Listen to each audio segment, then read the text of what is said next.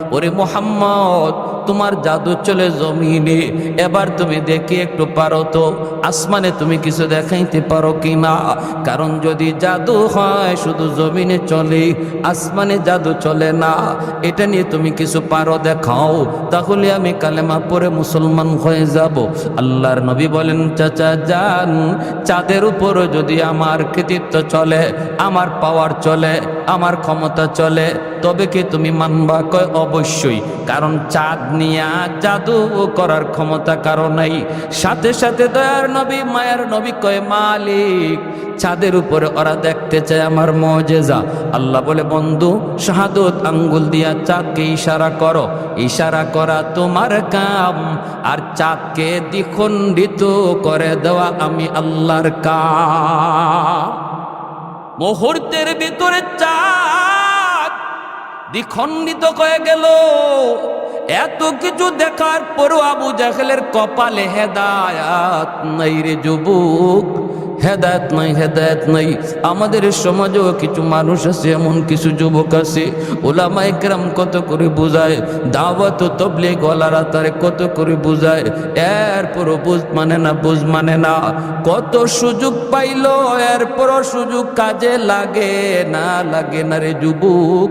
এর নাম হলো কপাল পোড়া।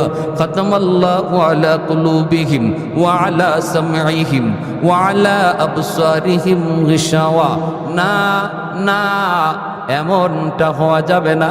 ভাইরের নাম কপাল পোড়া, কপাল পোড়া আবু জাহেল, হেদায়েত কপালে নাই। নবী বলেন, চাচা যান, না না, এমন কথা বললে হবে না।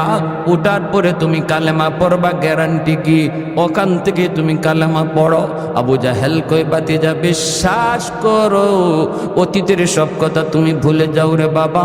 এইবার কথা দিছি, আমি তো এমনি বৃদ্ধ হয়ে গেছি, এক পা তো এমনি কবরে চলে গেছি, শেষবারের মতো আমার কথাটা বিশ্বাস করো, আমাকে তুমি একটু উপরে তুইলা দেখো। মায়ার নবী দয়ার নবী আবু জাহেলের এই কথার উপরে বিশ্বাস করে নবী আমার রহমতের হাত বাড়ায়া দিছেন। সুবহানাল্লাহ। নবী আমার তার রহমতের হাত বাড়ায়া দেওয়া মাত্রই আল্লাহ পাক রব্বুল আলামিন কয়, এরে গর্ত, একটু তাকা দেখ, তোর দিকে আমার বন্ধুর রহমতের হাত চলে এসেছে। আল্লাহু আকবার। যে নবীর হাতের ইশারায় চাঁদ দ্বিখণ্ডিত হয়, সুবহানাল্লাহ। আমার বন্ধুর হাতের এত দাম, এত দাম, যেখানে বন্ধুর হাত লাগে সেখানে বরকত চলে আসে। আল্লাহু আকবার, জোরে বলেন। নবীজির হাত লাগা মাত্রই বরকত চলে আসি।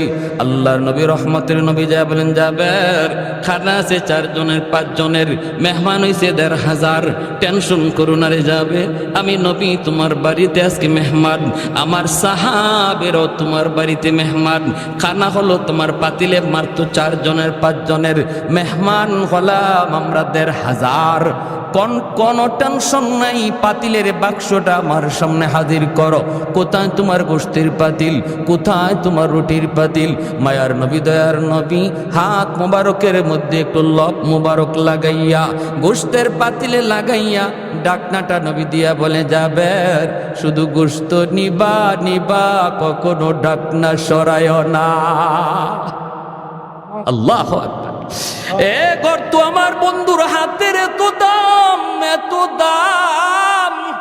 রত্নে শামস নামক কিতাবের ভিতরে লিখেন, তাবুক যুদ্ধ থেকে ফিরে আসার পথে আল্লাহ নবী বিশ্রাম নিতেছেন, আলী রাদিয়াল্লাহু তাআলা আনহুর উরুতের যুবক মায়ার নবী আলীর উরুতে ঘুমাইতেছেন। ওই অবস্থায় সূর্য হেলে গেছে, আসরের রক্ত চলে গেছে, অথচ আলী আসরের নামাজ পড়েন নাই, আসরের নামাজ পড়তে পারেন নাই। নবীজি আসরের নামাজটা পড়েই আলীকে বলেন, আলী ও আলী, তোমার উরুতে একটু বিশ্রাম নিব। নবীও জানেন না আলী যে আসর পড়েন নাই, অথবা নবী জানলেও মনে করছেন একটু পরে ঘুম থেকে উঠে যাবেন, আলী আসরের নামাজটা পড়তে পারবে। কিন্তু না না, আমার আপনার নবীর চোখ লেগে গেল, ওরে আল্লাহর গোলাম, এমন ভাবে চোখ লাগলো আর চোখ খুলল না। সূর্য ডুবে গেল, আসরে রক্ত চলে গেল। মায়ার নবী ঘুম থেকে উঠলেন, উইটা দেখেন আলীর চেহারাটা একদম বিমর্ষ হয়ে গেছে, কারণ নামাজ কাজা, ঠিক কিনা? খাঁটি একজন মুমিনের অন্তরে নামাজ কাজা হওয়া মাত্রই কলিজায় ব্যথা লাগবে। বোঝা গেল তার কলিজার ভিতরে নামাজের প্রতি মহব্বত ঈমানের আলামত। এটা ঈমানের আলামত। মাল ঈমান ইয়া রাসূলুল্লাহ? ইযা সাররাতকা হাসানাতুকা ওয়া ইযা সাআতকা সাইয়্যাতুকা ফাআনতা মুমিন। আল্লাহ নবী ঈমানের স্কেল বলে দিলেন। সাহাবী জিজ্ঞেস করে, নবী গো ঈমান কাকে বলে, কাকে বলে, কাকে বলে? আল্লাহর নবী বলেন, যখনই কোনো নেক কাজ করবা তখনই দেখবা দিলে শান্তি লাগে, আর গুনাহ হলেই অন্তরে অশান্তি লাগে, বুঝবা তোমার কলিজায় ঈমান আছে। আর যদি গুনাহ করার পর কলিজায় ব্যথা না লাগে, বরং আরো অন্তরে খুশি হও, কষ্ট বড় আফসোস।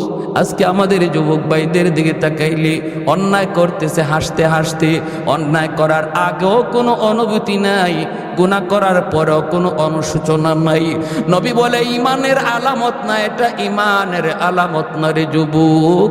তোমার খাতিরে আল্লাহ আসমান বাঁচায়া রাখছে, জমিন বাঁচায়া রাখছে। রব্বুল আলামিন কয়ে, রে জমিন থাম থাম, জমিনে যেই পরিমাণ গুনাহ হয়, এই হারে যদি জমিনে গজব আসতো বহু আগেই জমিন ধ্বংস হয়ে যাইত।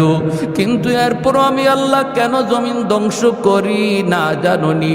ওয়াশাবাবু খুশা, জমিনে এমন কিছু যুবক আছে যেই যুবকের কলিজায় আমি আল্লাহর ভালোবাসা, যেই যুবকের কলিজায় আমি আল্লাহর ভয়, যেই যুবক যৌবনে আমি আল্লাহকে ভয় করে চলে, অন্যায় কাজে যায় না, মদ গান্ধার দিকে যায় না, বাপ মার সাথে বেয়াদবি করে না, মুরব্বীদের সাথে খারাপ আচরণ করে না, গান বাজনার আয়োজন করে না, না না, ওই যুবককে মসজিদে পাওয়া যায়, উলামায়ে কেরামের সাথে চলতে দেখা যায়।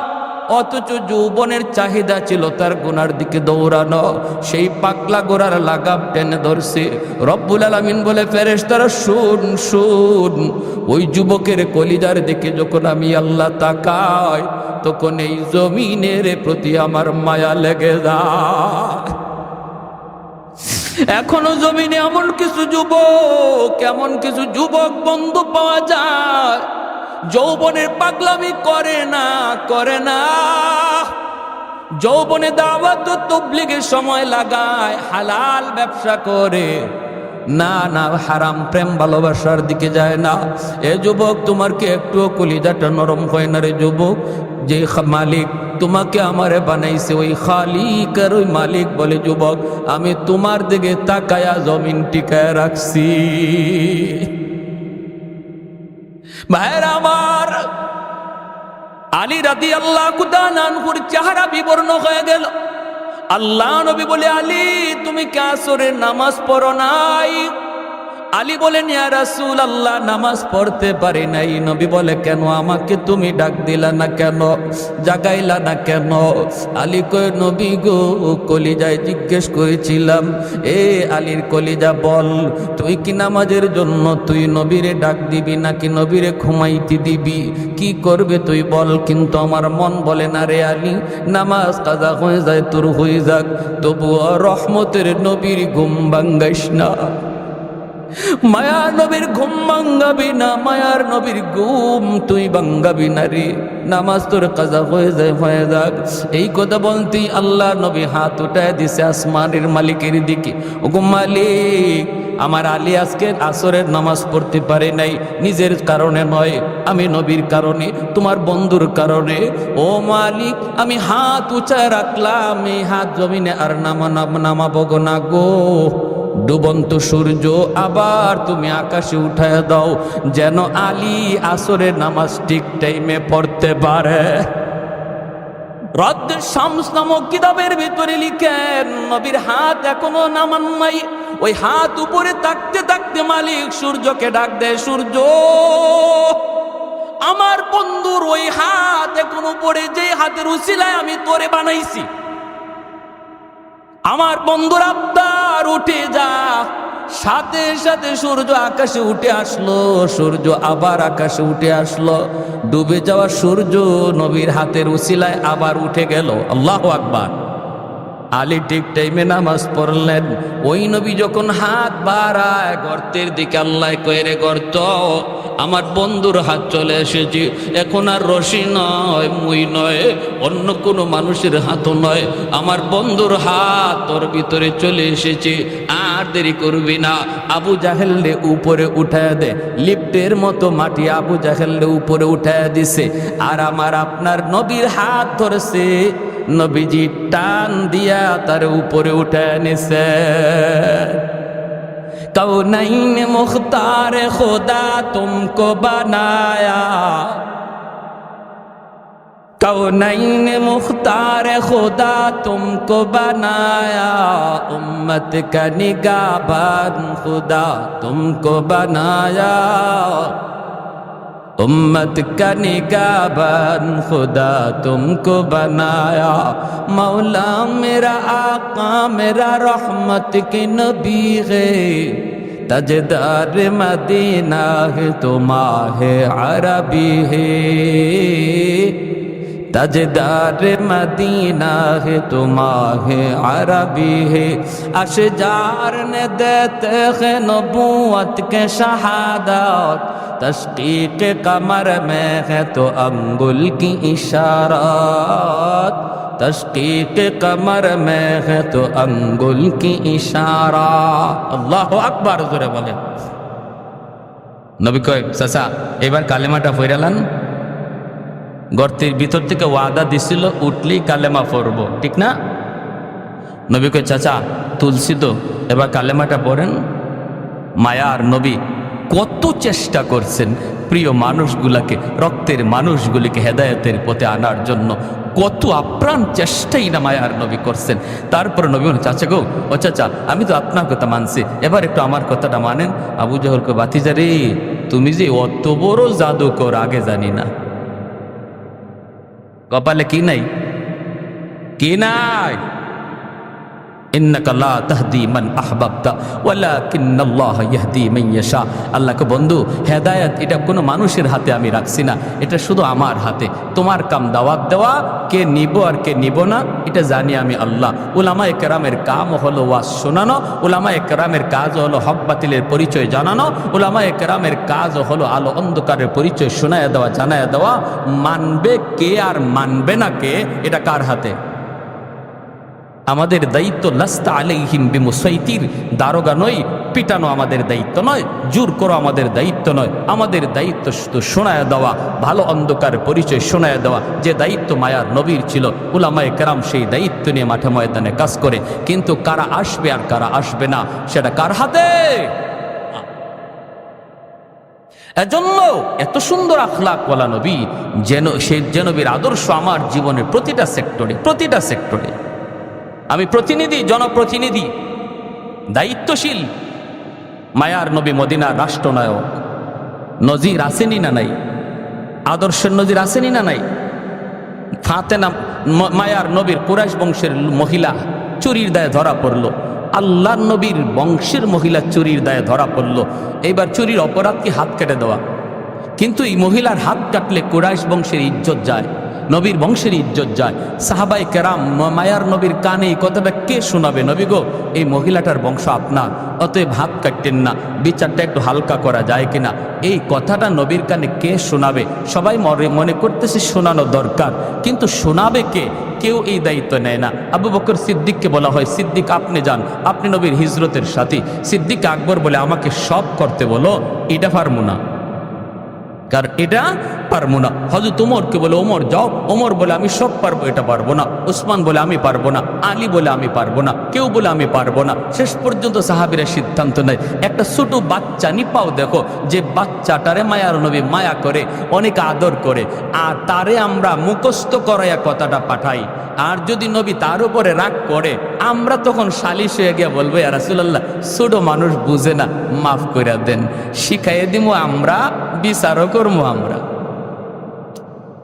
এবার আল্লাহ নবীর কাছে পাঠানো হলো ছোট্ট একটা বাচ্চাকে, যার নাম হলো উসামা, উসামা ইবনে জায়েদ, নবীজির নাতি, পালক পুত্র জায়েদ ইবনে হারেসা রাদিয়াল্লাহু তাআলা আনহুর ছেলে, যার নাম ছিল উসামা। নবীজির নাতি হাসান হুসাইনের মতোই, হাসান হুসাইন নবীজির মেয়ের ঘরের নাতি, আর ছেলের ঘরের নাতি অর্থাৎ পালক পুত্র জায়েদ ইবনে হারেসা, ওনার ছেলে উসামা, এনাকেও নবীজি কাঁধে নিয়ে নিয়ে ঘুরতেন, আদর করতেন নাতি। ওই নাতিরে সবাই ডাইকে আনছে, উসামা তুমি ছোট মানুষ হইলো, তোমার বুঝ ভালো আছে, একটা কথা যাইয়া দাদারে বলো, কারণ দাদা নাতির একটা মায়ার সম্পর্ক থাকে, একটু তুমি যাইয়া বলো। কি বলবো? যাইয়া বলবা দাদা, ও দাদা, দাদা। বলে কি রে নাতি কস না? বললে দাদা, যে মহিলাটা আজকে আপনার হাতে গ্রেপ্তার হয়েছে চুরির অপরাধে, এই মহিলার বংশ নাকি আপনার বংশের, অতএব দাদা গো একটু বিচারটা হালকা করা যায় কিনা, হাত না কাটতে আঙ্গুল কাইটা এটারে একটু হালকা করে বিচারটা করলে হয় কিনা, এই কথাটা তুমি বোঝাই দিবা। যদি নবী রাগ করে তখন আর জিজ্ঞেস করে কে শিখাইছে, কইবা কেউ শিখাইছে না, আমি নিজেই কইছি। ওসামা গেছেন গে আল্লাহ নবীর কাছে, যেই মাত্র বলছেন, হাদিস শরীফে আসছে মায়ার নবীর চেহারা মোবারক লাল হয়ে গেছে গুসায়, নবীজি বসা থেকে দাঁড়ায় গেছেন। সুবহানাল্লাহ, কি বিচার ব্যবস্থা ছিল!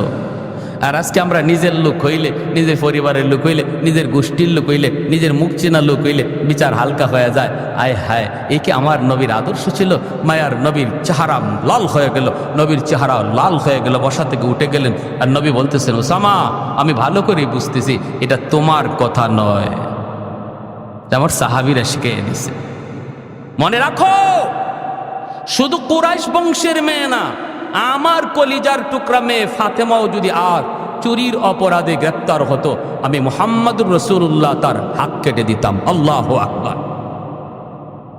আল্লাহ আমাকে ইনসাফ প্রতিষ্ঠা করার জন্য পাঠাইছে, বেইনসাফি করার জন্য নয়। গরিবের ক্ষেত্রে একরকম বিচার আর ধনীর ক্ষেত্রে আরেক রকম বিচার, অচেনা মানুষের সাথে একরকম বিচার আর মুখ চেনা মানুষের সাথে একরকম বিচার। এমন বিচার ব্যবস্থা পৃথিবীতে প্রতিষ্ঠা করার জন্য আল্লাহ আমাকে পাঠায় নাই, আমাকে পাঠাইছে একটা সার্বজনীন সুবিচার ব্যবস্থা প্রতিষ্ঠা করার জন্য। তাহলে আমি একজন জনপ্রতিনিধি হলে আমার নবীর আদর্শ আমার মাঝে খুঁজলে পাওয়া যাবে কি যাবে না? আসেনি না নাই? মায়ার নবী দয়ার নয়, আমি যদি একজন সন্তান হই, মায়ার নবী আদর্শ রেখে গেছে। মনে রাখবেন, নবী বলেন, মা মিন ওয়ালাদিন বারিন ইয়ানজুরু ইলা ওয়ালিদাইহি নাজরা রাহমাতিন ইল্লা কাতাবাল্লাহু লাহু বিকুল্লি নাজরাতিন হাজ্জাতাম মাবরুরা। নবী বলেন, শোনো, আমিও তোমাদের মতো একজন সন্তান, আমারও মা আছে, বাবা আছে, বাবা পাই নাই, মা অল্পদিন পাইছি। উম্মতেরা শোনো, মায়ার নজরে, মায়ার নজরে শুধু বাপমার চেহারার দিকে তাকায় রইছো তুমি, কোনো কথা না, শুধু একটু মায়ার নজরে তাকাইছো, আল্লাহ তোমার ওই নজরে নজরে কবুল হজের সওয়াব দান করবে। যে নবী জীবনে মিথ্যা বলেন নাই, ওই নবী বলে একজন সন্তান প্রতিদিন একটা কবুল হজ, প্রতিদিন অসংখ্য কবুল হজ তার আমল নামায় জমা করার সুযোগ রয়েছে। হাসরের মাঠে দেখবে তার আমল নামায় হজ, বলবে মালিক আমি দুনিয়ায় হজই তো করি নাই, এতগুলা হজ আসলো কোত্থেকে? আল্লাহ এটা আমার আমল নামা না, এটা অন্য কারো আমল নামা। মালিক তোমার ফেরেশতারা ভুল করে কারো আমল নামা আমাকে দিয়ে দিছে, আমারটা জানি কার কাছে দিয়ে দিছে। আল্লাহ বলবেন, কও কি তুমি? বলে হো, তোমার ফেরেশতারা ভুল করছে, এটা আমার না।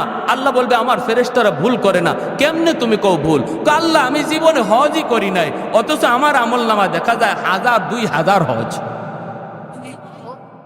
যে বাপমার দিকে বেশি বেশি তাকাইছে তার জীবনে লক্ষ হজ, আমল নামায় লক্ষ হজ। আল্লাহ এটা আমার আমল নামা নয়, ফেরেশতারা ভুল করছে।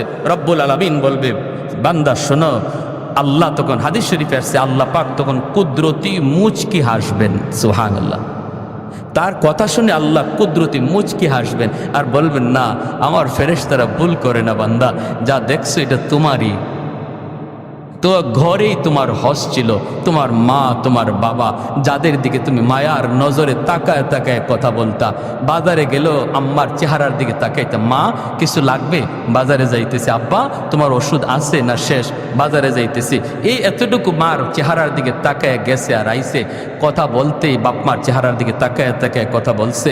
বান্দা, এতটুকু আমল যে তোমার দুনিয়াতে ছিল, ওই প্রতিটা চাওয়াকে আমি আল্লাহ কবুল হজ বানায়া তোমার আমল নামা উঠাইয়া দিছে। তাহলে আমি একজন বাবা হলে, আমিও একজন সন্তান হলে, আমার মায়ার নবী সন্তান হিসাবে আদর্শ আমার জন্য রেখে গেছেন কিনা? আসেনি না নাই? আল্লাহ আমাদেরকে সহি বুঝদান করুন, আমরা কোন পথে চলতেছি।